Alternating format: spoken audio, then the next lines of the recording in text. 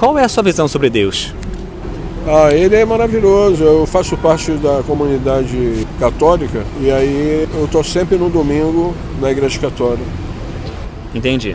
E qual é a sua perspectiva a respeito do após a morte? Você crê que você estará diante de Deus, certo? Certo, é. E você acha que você está bem com Ele? Eu estou bem, tranquilo. Ok. Queria saber, por que você acha que está bem com Deus? Que eu leio a Bíblia, rezo o texto, tenho comunhão com Ele, com os anjos. De vez em quando eu vejo um. Você vê anjos? Vejo anjos. Entendi. Então você crê que vai para o céu porque você lê a Bíblia e você faz coisas boas. Coisas boas, para a família, entendeu? Para os outros também, os nossos irmãos necessitados. Todo ser humano consegue fazer coisas boas, etc. Porém, o que vai acontecer com as pessoas más, aquelas que fazem o mal? Eles vão para o inferno, né? Tem o purgatório, segundo a Igreja Católica, onde é ensinada a Bíblia, o texto. Entendi. Então, fica lá as pessoas boas no purgatório. Entendi. Tem lugar para todo mundo. Beleza, então. Eu queria compartilhar contigo que o que eu creio é diferente, porque pensa nos mandamentos, por exemplo, que nós temos na Bíblia. Você conhece os 10 mandamentos, certo? Conheço. Lá nos 10 mandamentos fala para a gente não mentir. E quantas mentiras a gente já não contou na vida, né? Fala para a gente não roubar. Tem muita gente que baixa coisa pirata na internet, compra coisa pirata. E, por exemplo, Jesus disse lá no livro de Mateus que se você se irar com alguém e você xingar a pessoa, ou você já Isso, você já é culpado do mandamento de não matarás, né? Isso, e se você olhar para uma mulher com um desejo impuro no seu coração para desejá-la, você também já é culpado do não adulterarás. Então, são coisas que todos nós já fizemos, você não concorda? Concordo. Então, você não acha que, já que todos nós já quebramos todos os mandamentos, que na verdade a nossa situação com Deus não está tão boa, assim? Tem que melhorar, né? A nossa situação com Deus.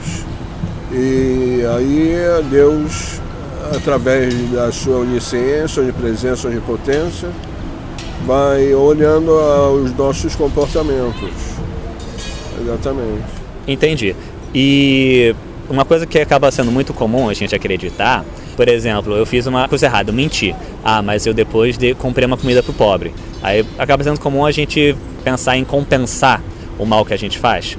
Em relação ao Deus cristão, o Deus da Bíblia, isso não cola. Isso não é assim que funciona, né?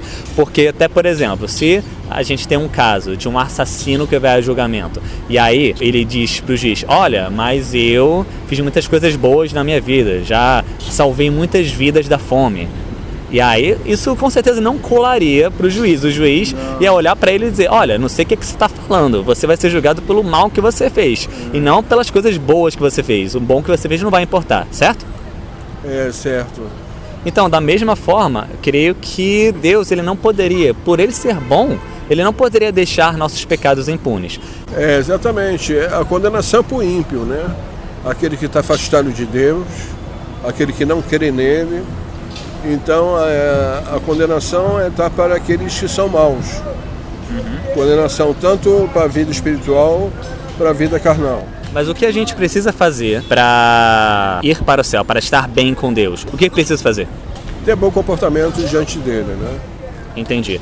Então, tipo assim, eu não gosto de ser um cara chato que fica corrigindo os outros, tá? Eu não sou melhor que você, mas o que está escrito em qualquer Bíblia, seja na católica ou na evangélica, não é isso, entende? Porque o que está escrito lá... Eu já li as duas. Já li as duas?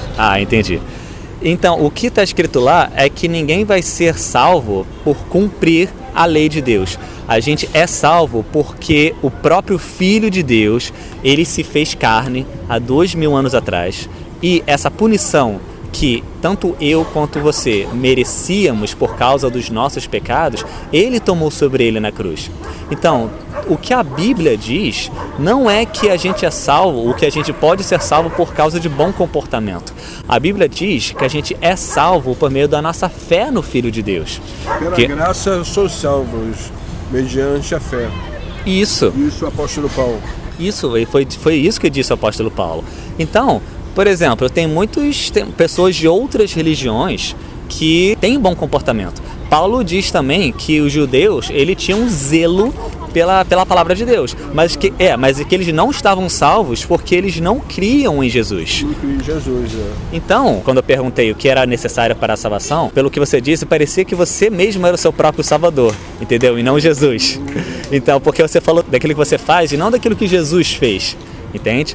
Mais uma vez, não quero julgar, não sou melhor que você. Eu, pelas minhas obras, cara, eu merecia ser julgado por Deus, condenado por Deus, mas Jesus, ele me amou ao ponto de me salvar. Claro, a gente tem que viver um momento de arrependimento, que a gente se arrepende. Confessar nossos pecados diante de Deus. Isso. Confessá-los diante do Senhor Jesus, que Ele é misericordioso e intercede por nós.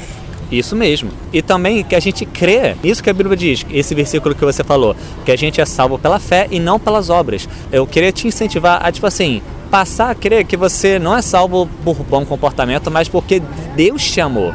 Jesus te amou a ponto de se entregar por você. Ele veio justamente porque a gente não conseguia ser bom o bastante para Deus. Nenhum de nós conseguia. Isso é o que faz do Evangelho uma coisa tão maravilhosa.